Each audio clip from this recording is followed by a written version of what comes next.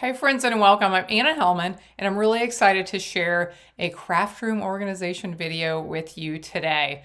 I know budgets can be getting a little tight. Things have gotten expensive, right?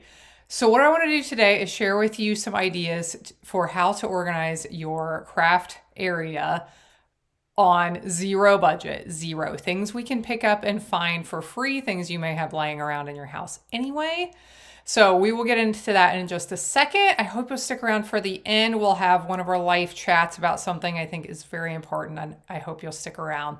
Let's get started. First, I just want to give you some ideas of things you can start looking for to help use for organization. So a lot of what I'm talking about here is packaging items that come on things you buy at the store, things you get at the grocery, maybe boxes that are going to be things shipped to you in the mail. So just a few examples. When I'm packing field meals, I buy lunch meat. Sometimes they come in these. So extra leftover containers, my dishwasher pods that I bought last time came in these little boxes that we get different things in.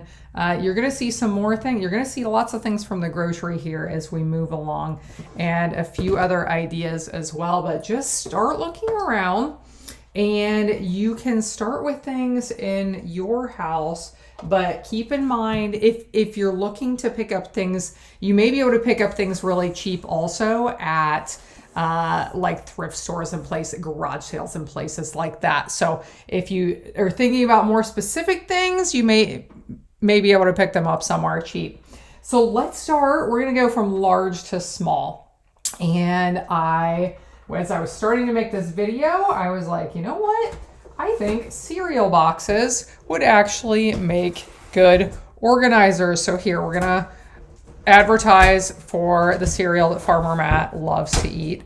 So what I did with this one, I just cut the top off, and my plan is to set it upright like this on a shelf. If you have shelving in your craft space, or just like a tabletop, you could set several of these next to each other and just use them to organize some of your larger items. Like, this is my trimmer, here is my stamping platform, here is a mini trimmer that I have. But I thought these would work really well set upright like this with taller, skinnier items inside.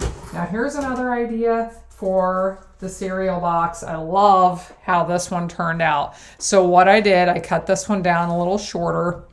So I cut it down a little bit in the back, and then I cut it down more in the front. I just used a straight edge to draw a line on the edge, and then I used my scissors to cut this all the way around. And look at this. What a perfect organizer for cardstock. So these can sit upright for cardstock. You could also use this type of a design for the things I showed in the last one, like trimmers and stamping platforms and things like that, scoring boards. But those are a couple ideas for cereal boxes. Now let's look at one that I had actually shared several years ago. But these are little boxes. Again, I'm just reusing some boxes from something else. These are little boxes that our kits are sold in. We have our monthly kit you can get in the mail called Paper Pumpkin. We also have the kits that you can just buy whichever ones you want from the selection that we have. What I did, I turned the boxes inside out so they're just brown. I decorated them with paper on all the sides, and you could do this if you want to or not. Label what is going to be in them on the end. So I have ones that say washi twine cards, Stampin' Spots, my mini ink pads, gems, and blocks. You may see them sometimes in the backs of my videos. They sit up here on my one shelf. Let's look at some smaller boxes. Again, things you can get at the grocery store. Now, you noticed I covered some of these. I covered my pretty purple one with the cardstock in it, but I'm also showing some examples. We do love for our craft area to look nice, but it doesn't have to. We can use things that are not covered as well. So just thought I would mention that. These are very easy to cover. So these, I used a cake box, and this one had stuffing in it. There's a casserole I make that has stuffing mix in it. I just cut the tops off, cut them straight. This one, I thought these would actually be perfect for cards. So if you had a place to sit several of these next to each other, they'd be perfect. You could put like your sympathy cards in one, your birthday cards in one, and organize cards that way. This is one of the things I love to keep on hand in my craft space is mats that are the right size for either the fronts or the insides of my cards. I keep lots of these pre-cut and on hand. You can also actually fold card bases. My unfolded card bases didn't fit in either one of these, but if you go ahead and fold your card bases, then they'll fit in these. Of course, that's just going to depend on what size boxes you have, and I'm sure there are lots of other things you can organize in these as well, but these were just a couple of things that I thought of. Next, let's look at this one, the classic Pringles can. Now this is gonna be a little tricky when I lay it down here on its side, but growing up, we had a Pringles can that we used to store our buttons in our button collection, okay? So what I did with this one, I thought it would be nice to sit it upright and use it as some kind of organizer on a craft space. But because it's so tall, I decided to fill it with just plastic grocery sacks. And now here go my blending brushes. Good thing I'm not going to tip it on its side when I'm using it for organization in my craft space. But you could, like I said, I filled it with plastic bags up to the height where I wanted it, but you could use it for markers, all your little tools, which I'm going to show you next right here. Here's another idea, just smaller. This one I actually just used soup cans. And if you're doing this, you do have to be careful because lots of times they still have that sharp edge on the inside. But as long as you know that and don't reach in there, you can see I covered them. They turned out really cute. This is, I just love, does anybody else out there love purple? This is my absolute favorite paper pack. I thought if I'm decorating and want to make it pretty for my craft space, I should use my favorite paper. It's called Perennial Lavender. But so I covered these soup cans and thought these would be good for like my water painters, my spritzers, my little tools, my bone folder, the stuff that I use all the time to keep it handy. One more idea that's a little different. This is not leftover packaging from the store, but my idea was to actually go outside and cut a branch off at that branch I've been needing to cut off of the bottom of one of my small trees out here all summer, and I haven't done it. I was going to cut that off and use it for this, but I had this dowel rod laying around from some kind of craft project. But this was just an idea for ribbon. If you struggle with ways to organize your ribbon, you could just use a stick off of a branch. If you could find one that's pretty straight, that would work a lot better. And put it through your ribbons. And then what to attach this to? My thought was just to make a loop of ribbon on each end. Just loop the ribbon around right here and you could hang it from nails on your wall. And I thought that was kind of a fun idea for organizing ribbon that wouldn't cost anything at all. Okay, I'm going to show you several other pictures of things I've used in my craft space that are just leftover, things I just found. So a lot of the things here are just like random organizers I had and I wasn't using for anything. So these metal cans that I store various supplies in, desk organizers. These are some shoe boxes I had purchased at one point that are decorative, but you could use regular shoe boxes.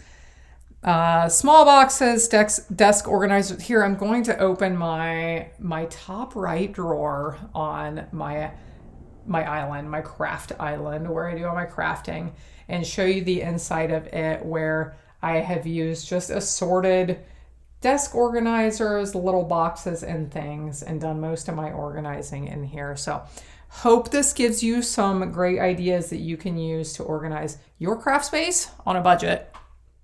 Now for today's live chat. So there's something pretty important coming up in a few days where we should all be going to the polls and exercising our right to vote, right? About a month and a half ago, I had listened to this book that was about the history of our country and a little bit of what's going on, but just I learned I just learned so much. And while I was listening to this book, felt like God lit a fire inside of my heart to stand up and speak out about what's going on in our country right now. And really around the world. Lots of things are going on around the world. But I had started a new channel. If you haven't seen it, it's called Life with Anna Helman. I've thought for a long time about starting a new channel. This kind of pushed me into that right away. And what I am going to do with that channel long term, I haven't quite decided. But here leading up to the election, I have just been trying to speak out about, with a different commentary than you're hearing everywhere else. Try to share some history and some positivity and some of the things about like why it's so important to stand up for this nation that was created where all people are equal. Okay, we were like this didn't exist in the world when the United States formed. Our founders kind of dreamed it up. They looked to documents and philosophies and things, but like it didn't really exist and they had to invent it. And is amazing. Seems like all through the creation of our nation that lots of miracles were happening. And one of the things I learned that I knew, but I did not know to the extent, was how deep their faith was and how they modeled our government after teachings of the Bible. Like that's where things like justice, like innocence until proven guilty, treating everyone equal, like that's where that came from. And governments at the time, that those weren't really things. Like you had kings and rulers who did what they wanted and made the rule. So people didn't get to decide on their own representatives and their own laws and things like that. So if you want to go check out any of those videos, I've been sharing all kinds of things. One of the things I've just been really urging people to do is be very, very selective about where you get your information. There's a lot of things going clearly, misinformation, being deceived. Things are just being made up. Like we clip videos and make them look the way we want them to for whatever we're trying to convince the people of. But be very selective about where you get your information. I don't know if you're aware how few people own the vast majority of our media companies. So like probably like 98% of the information we get comes from companies owned by like 6 people or like 10 people. So while we may think like, oh, I'm listening to this news and that I get that newspaper and updates in my email or whatever, like, and I can see stuff on social media and it is not representative of the full story of what's going on. So we need to search out. I've been encouraging people to look up, get a couple apps on your phone, 2 or 4 or whatever, but get some liberal and get some conservative, what's considered both. I started doing this several years ago. And at the time I was like, what in the world? They just told the same news story, but like they said this and they said this. And I had to start making sense of like, well, what do I think is the truth? And the more I listened, the more it became very clear to me what's going on and how so important it is that we're paying attention. Okay, I know a lot of us have like buried our heads in the sand and we can't handle it and it causes anxiety and fear. And I've talked about that in some of my videos, friends. We're not here to live in anxiety and fear because the God that created this nation is here to take care of us. But we must turn to him. I feel like Christianity in our country has become very, in a lot of cases, we've lost the spark of what it is. And it's one of the other things I've been talking about, but now I'm rambling and I just keep going and I just keep going. But I'd love for you to watch along with those videos. Right now, what do I want to urge you to do? Go to the polls. If you're not sure what's going on, listen to some of those opposing sides before you go. And friends, pray about it. There is so much confusion out there. a lot of it, I think, is intended to get good people to be like, just, I don't even care. I don't like either one of them. Whatever. I don't even know if my vote matters anymore. I'm just not going. No, it's important. A lot of people are saying this is the most important election in the history of our nation. And I believe that. A lot of people are calling this a war between good and evil. And I would agree with that as well. We must participate.